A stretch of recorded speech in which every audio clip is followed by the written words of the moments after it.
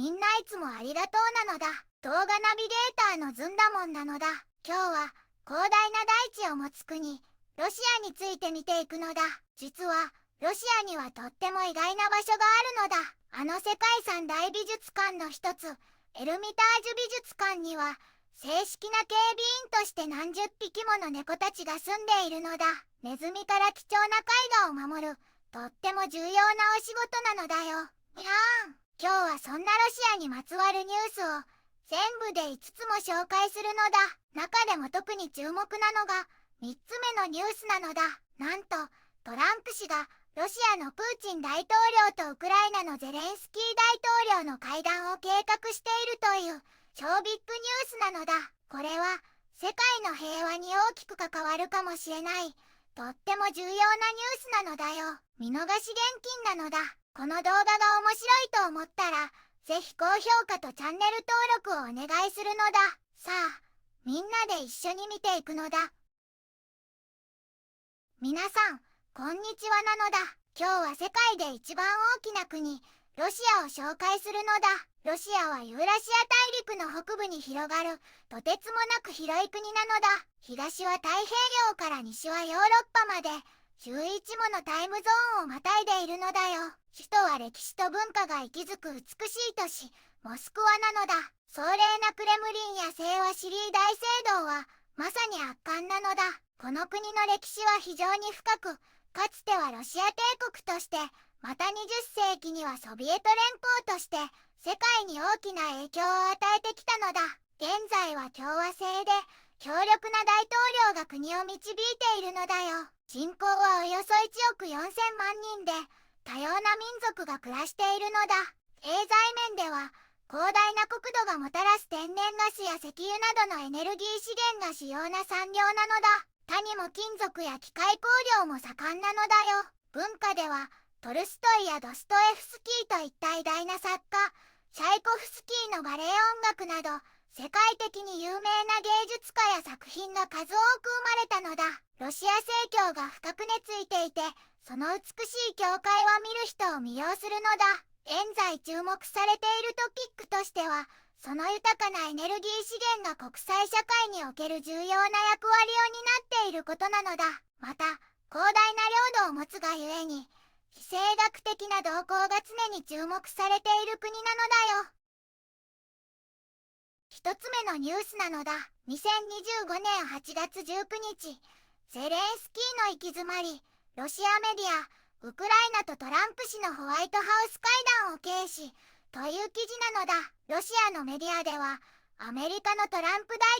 統領とウクライナのゼレンスキー大統領、それからヨーロッパのリーダーたちがホワイトハウスで開いた会談のことをあんまり重要じゃな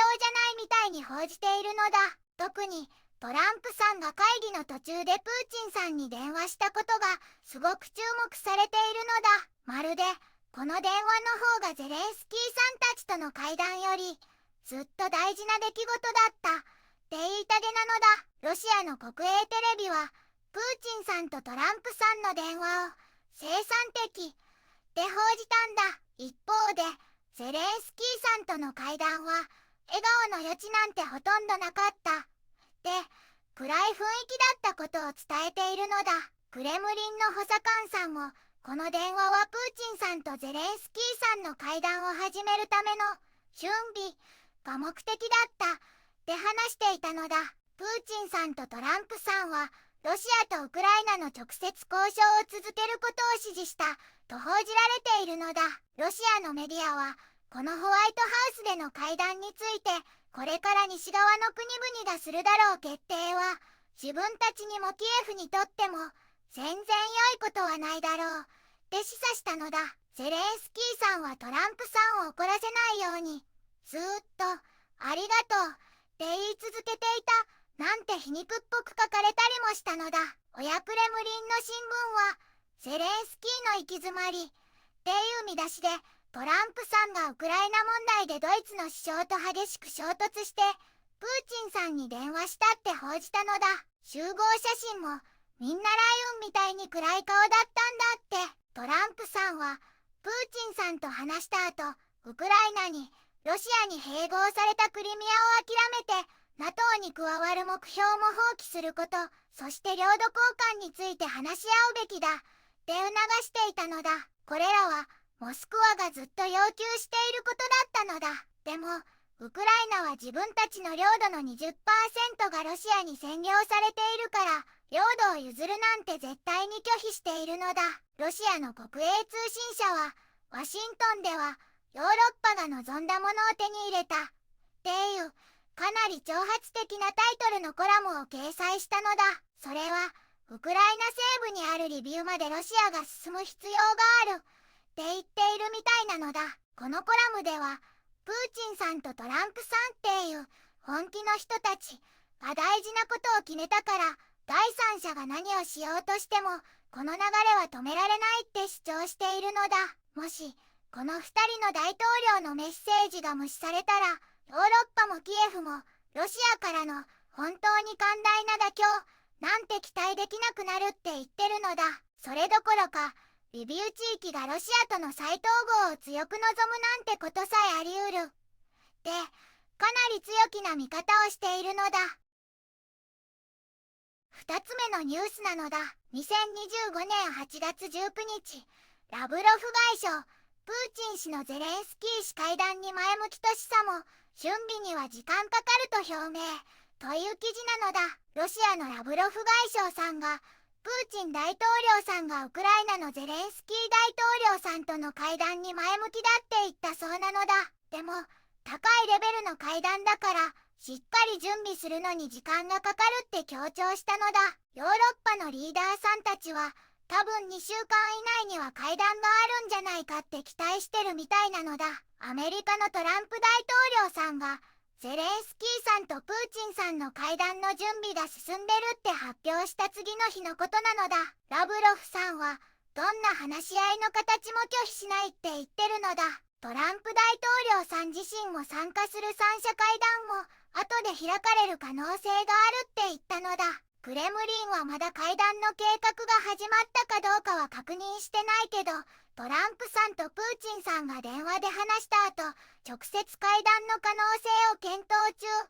て言ってたのだ。ゼレンスキーさんも、プーチンさんと会う準備はできてるって言ってるのだ。実はロシアは、ゼレンスキーさんとの直接会談を以前は拒否してた時期もあったそうなのだ。2022年の法令でプーチンさんとの交渉が正式に禁止されてたかららしいのだ。でも、この法令は、ゼレンスキーさん自身がプーチンさんと話すことは妨げないんだって、ウクライナの高官さんが言ってたのだ。ラブロフさんは、トップリーダーの会談はすごく慎重に準備しないといけないって言ってるのだ。最近、プーチンさんとトランプさんの会談がアラスカで素早く開かれたばかりなのに、そう言ってたのだ。ドイツのメルツ首相さんは、ゼレンスキーさんとプーチンさんの会談は8月末までに開かれる見込みだって言ってたのだ。ラブロフさんは、ウクライナの言葉の政策を批判してたのだ。ロシア語を話すウクライナ人さんの権利を侵害してるって主張してるのだ。それに、ウクライナのヨーロッパの味方さんたちが、その権利侵害を見過ごしてることも非難してたのだ。一方で、ラブロフさんはトランプさんと彼のチームを褒めてたのだ。プーチンさんの言うロシア侵攻の根本原因に対応する姿勢が、プーチンさんの考えに近くて良いって言ってたのだ。アラスカでの会談の雰囲気は、とっても良かったって言ってたのだ。ラブロフさんは以前から、ソ連が崩壊した後に NATO が東に広がったこととか、ウクライナの反ロシア的な政策が戦争の根本原因だって言ってるのだ。どんな平和合意でもロシアの安全保障上の利益を考えないとダメだって言ってるのだ。ラブロフさんはロシアの安全保障上の利益が尊重されないとウクライナに住むロシア人やロシア語を話す人たちの権利が完全に尊重されないと長期的な合意なんて考えられないのだって言ったのだ。3つ目のニュースなのだ。トランプ氏、ホワイトハウス協議後にプーチン、ゼレンスキー会談の計画進行中と表明という記事なのだ。トランプ大統領がロシアのプーチン大統領とウクライナのゼレンスキー大統領の会談計画を進めていると発表したのだ。これはワシントン DC でゼレンスキー大統領や欧州首脳との重要な会談を終えた後、プーチン大統領と電話で話した結果なのだ。トランプ大統領はプーチン大統領とゼレンスキー大統領の2者会談の場所を調整中で、その後に自身も加わる3者会談を開きたい考えを示したのだ。ゼレンスキー大統領もプーチン大統領との直接会談にとても前向きだと語っているのだ。モスクワからの即時確認はないものの、ロシア側も会談に前向きな姿勢だと報じられているのだ。欧州のリーダーたちは、ウクライナが将来ロシアと和平を結んだ際、安全保障を得ることを指示しているのだ。これは欧州全体の安全保障にもつながると考えているのだ。トランプ大統領は、先日アラスカでプーチン大統領と会談し、和平の条件について話し合っていたのだ。その条件には、ウクライナが東部のドネツクやルハンスク、クリミア半島をロシアに譲ること、そして NATO への加盟を断念することが含まれているらしいのだ。ただ、ウクライナはこれまで領土の割譲を繰り返し拒否しているのだ。トランプ大統領は、即時の停戦には否定的で、停戦しても相手が体制を立て直す時間を与えてしまう可能性があると指摘したのだ。しかし、米国とロシアは、NATO の集団防衛条項に似たウクライナの安全保障の枠組みで合意したとも言われているのだ。さらに、ゼレンスキー大統領はホワイトハウスでの会談後、ウクライナが和平合意後に欧州の資金援助でアメリカから900億ドル分の武器を購入する計画があると明かしたのだ。ウクライナとその同盟国は、今後10日以内に安全保障の具体的な条件を正式に決める予定なのだ。トランプ大統領は、シシン、プーチン、ゼレンスキーの3者会談が実現すれば、戦争を終わらせる大きなチャンスになると強調しているのだ。4つ目のニュースなのだ。2025年8月18日、プーチン大統領、アラスカサミットについてインド、ブラジル、南アフリカ、地域同盟国に説明、という記事なのだ。プーチン大統領がアラスカでアメリカのトランプ大統領と会談した内容をいろんな国のリーダーたちに電話で説明したのだ。具体的には、インド、ブラジル、南アフリカ、ベラルーシ、そしてウズベキスタン、カザフスタン、タジキスタン、キルギスの中央アジア4カ国なのだ。インドのモディ首相は会談の情報を共有してくれたことに感謝して、ウクライナ危機の解決に向けて話し合いを続けることで合意したのだ。ブラジルのルーラ大統領は、平和的な解決を応援すると伝えて、交渉の成功を願ったのだ。ブラジルが中国と始めた平和の友グループの活動も大切だと話したのだ。南アフリカのラマポーザ大統領は、プーチンさんがトランプさんとの会談に満足していたことを報告し、永続的な平和のためには妥協が必要だと呼びかけたのだ。ウクライナに関する外交努力も支持すると表明したのだ。ちなみに、インド、ブラジル、南アフリカは、BRICS という大きな新興経済国のグループを最初に作ったメンバーでもあるのだ。ベラルーシのルカシェンコ大統領は、アラスカ会談の前に、トランプさんと自分が電話で話した内容をプーチンさんに伝えていたのだ。中央アジアのリーダーたちもみんな平和への努力を応援したり、プーチンさんの交渉成功を祝福したりしたのだ。プーチンさんは以前にもトランプさんがウクライナ戦争を終わらせる期限を設けた時に同じようにたくさんの国に電話をかけていたそうなのだ。だけど先週アラスカのアンカレッジで開かれた今回の会談ではホワイトハウスが期待していたような大きな和平合意にはならなかったのだ。トランプ大統領はプーチンさんが提示する戦争終結の条件について話し合うため、週明けにはワシントンでウクライナのゼレンスキー大統領やヨーロッパのリーダーたちと会う予定なのだ。5つ目のニュースなのだ。クラスノヤルスク裁判所、司法行政改革めぐる訴訟を却下という記事なのだ。シベリアのクラスノヤルスク地方裁判所が司法統治改革に異議を唱える訴訟を退けたのだ。この改革はロシア政府が後押しするもので、地方議会の多くをなくし、権力を地方政府に移すものなのだ。解散されたいくつかの農村地区の住民や職員がクラスノヤルスク州知事のミハイル・コチューコフ氏と地方議会を訴えたのだ。彼らはこの改革が住民の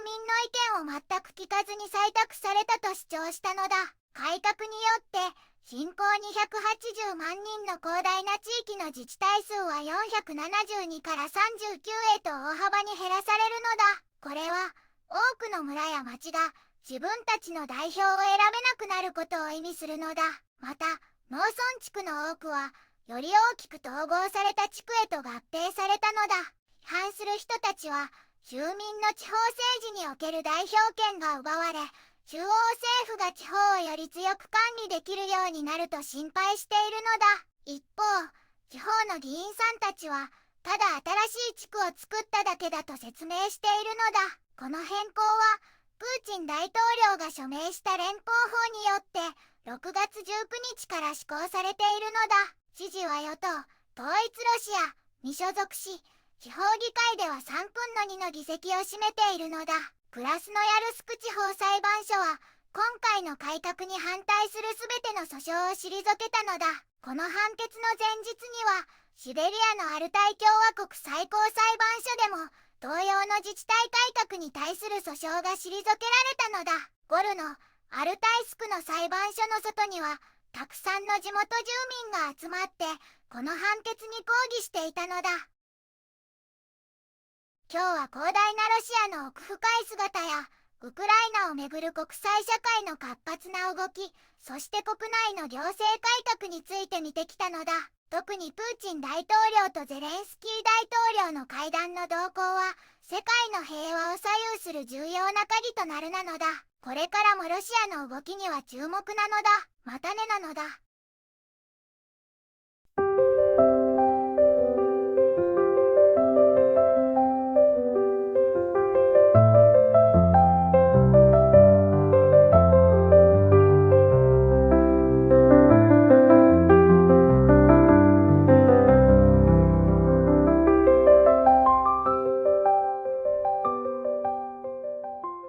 こんにちはなのだ。この番組では世界のあまり知られていない国や地域からちょっと不思議でちょっと感動するニュースをお届けするのだ。日本ではあまり話題にならないけど、世界には僕たちが知らないままの出来事や優しさや驚きに満ちた物語がたくさんあるのだよ。テレビでもネットでもあまり見かけない。けれど本当はもっと伝えられるべき小さな世界の声。そんな声を僕と一緒に見つけに行くのだ。さあ、一緒に知られざる世界の旅を始めるのだ。